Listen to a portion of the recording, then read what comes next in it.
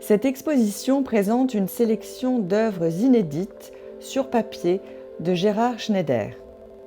Elle se concentre sur les années 60.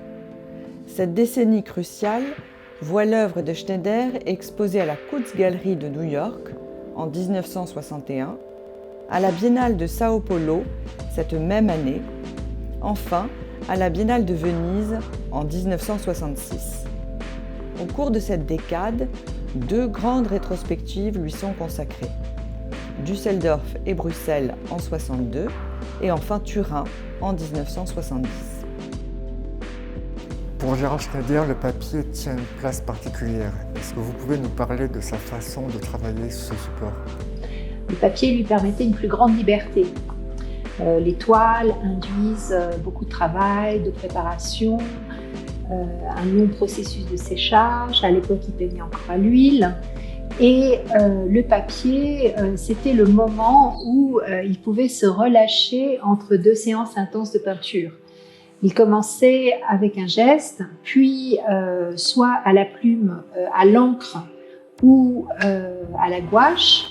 Et ensuite, lorsque c'était sec, la couleur servait de ponctuation au geste. C'est-à-dire qu'avec le pastel sec, il pouvait relever une forme, la ponctuer, voire même la laisser s'envoler davantage.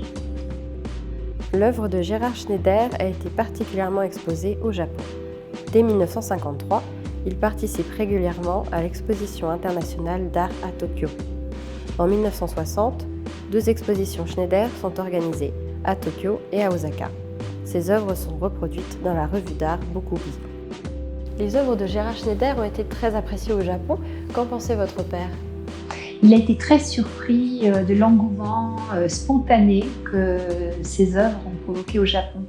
Il recevait très souvent des visites de collectionneurs japonais ou de grands critiques d'art, notamment Yoshikawa.